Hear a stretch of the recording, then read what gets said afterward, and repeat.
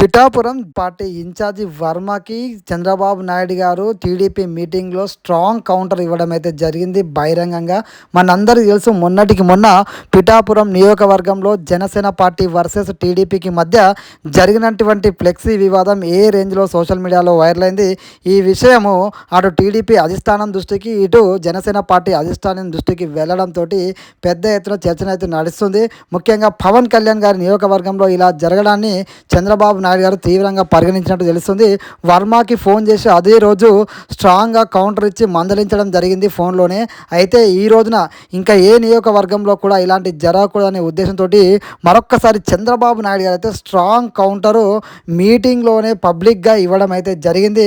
So flexi వివాదాలు ఎక్కడ చెలరేయకూడదు అని చెప్పి ఆయన స్ట్రాంగ్ కౌంటర్ మరొకసారి అయితే ఇవ్వడం జరిగింది. సో ఆయన మాటలోనే ఒక్కసారి మీరు వినండి. ఎవరైనా అధికారం ఉందని ఎగో ప్రదర్శిస్తే భవిష్యత్తులో నష్టపోయేది మీరు, పార్టీ. అందుకనే మళ్ళీ కోరుతున్నా, చిన్నపాటి కలహాలు కూడా రాకూడదు. ఫ్లెక్సీల దగ్గర, ఫోటోల దగ్గర, కుర్చీల దగ్గర. నేను I'm very clear on that. ఎవరో ప్రధానమంత్రి వస్తే నన్ను సెక్యూరిటీ పక్కకు వస్తాడు. అతనికి తెలియదు, అతను డ్యూటీ ఆయన చేస్తాడు. దానిపైన నేను ప్రధానమంత్రి గారి దగ్గరికి వస్తే నన్ను చేశారనుకుంటే తప్పు అవుతుంది. ఈ విషయాలు మీరు గుర్తుపెట్టుకోవాలి. నేను చాలాసార్లు చూస్తున్నా ఇవన్నీ. అందుకే మళ్ళీ మీ అందరికీ చెప్తున్నా, ఈ యొక్క మీరు సత్ప్రవర్తన కింది వాళ్ళకు కూడా నేర్పించాలి. We are not only individual leader. By virtue of your position మీకు వల్నరబిలిటీ ఎక్కువ ఉంటుంది. ఒక మంత్రి, కేంద్ర మంత్రులు తప్పు చేస్తే నేషనల్, ఇంటర్నేషనల్ మీడియాలో హెడ్లైన్స్ వస్తాయి. రాష్ట్ర మంత్రులు తప్పు చేస్తే రాష్ట్రం, జాతీయ స్థాయిలో హెడ్లైన్స్ వస్తాయి.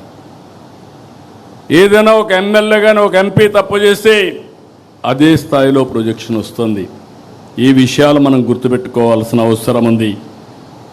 అందుకనే నేను కూడా అనునిత్యం పనిచేయడమే కాకుండా పార్టీ క్రమశిక్షణ కాపాడడానికి కూడా అన్ని విధాలా ముందుకు పోతామని చెప్పి కూడా నేను మీకు తెలియజేస్తున్నా. అందుకే గొడ్డలి పార్టీ చేస్తున్నటువంటి చెడును కూడా అనునిత్యం ప్రజలకు చెప్పాలి. అధికారంలో ఉండగా రాష్ట్రాన్ని పూర్తిగా నాశనం చేశారు. అది చాలక ఇప్పుడు కూడా కుట్రలు చేస్తున్నారు. ఈరోజు మీరు చూస్తే ఒక కిల్లింగ్ మనస్తత్వం ఉన్న గొడ్డలి పార్టీకి ప్రజా సంక్షేమం పట్టదు, అభివృద్ధి గిట్టదు. రాష్ట్రానికి పెట్టుబడులు వస్తున్నాయంటే విమర్శలు చేస్తారు. ఒకవేళ విమర్శలు చేసిన తర్వాత ప్రజల్లో కానీ వ్యతిరేకత వస్తుంది అనుకుంటే మేమే తెచ్చాం, మేమే ఆలోచించామని మాట్లాడే పరిస్థితికి వస్తున్నారు. ఇంకో పక్కన ఎక్కడన్నా డబ్బులు తేవాలంటే దానికి కావాలని కంప్లైంట్స్ పెట్టి అడ్డు పెట్టే ప్రయత్నం చేస్తున్నారు.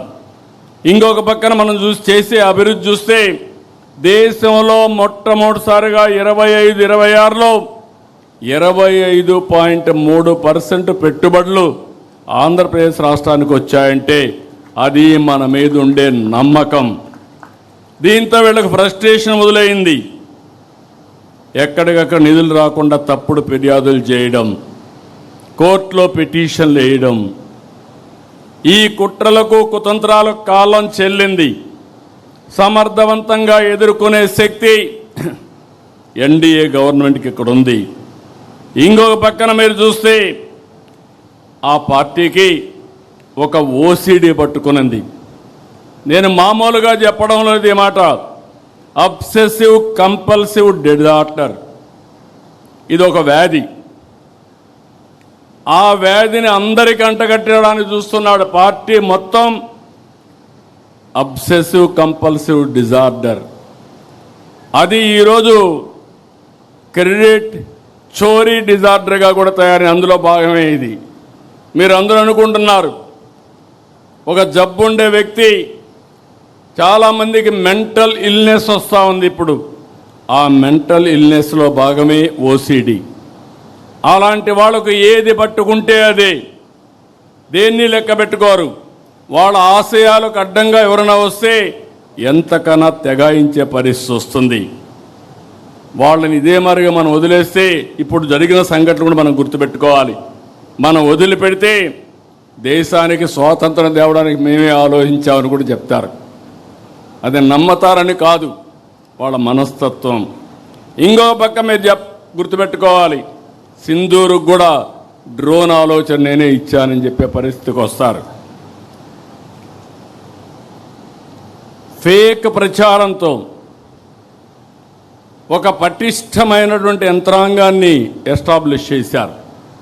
వీళ్ళు మాట్లాడతారు, వాళ్ళ పేపర్లో పబ్లిసైజ్ చేస్తారు, సోషల్ మీడియాలో విస్తృతంగా ఈ ఫేక్ ప్రచారాన్ని చేసి కడాన మనకు కూడా అనుమానం వస్తుంది, ఏంట్రా ఏమైనా జరిగిపోయిందా అని.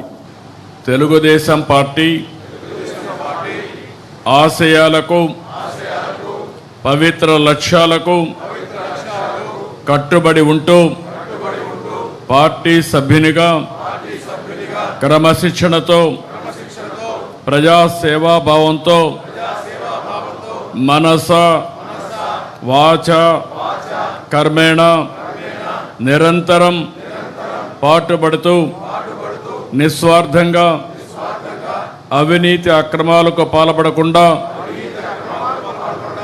దీక్షా దక్షతలతో అంకిత భావంతో తెలుగుదేశం ప్రతిష్టను ప్రతిపత్తిని పరిరక్షించేందుకు ఎల్లప్పుడూ కృషి చేస్తూ పార్టీ మరియు ప్రజలు నాపై ఉంచిన విశ్వాసాన్ని వమ్ము చేయకుండా నిత్య చైతన్యంతో పార్టీకి ఉజ్వల భవిష్యత్తు కల్పించేందుకై నా వంతు కర్తవ్యాన్ని విధులను బాధ్యతాయుతంగా నిర్వహించగలనని ప్రమాణం చేస్తున్నాను.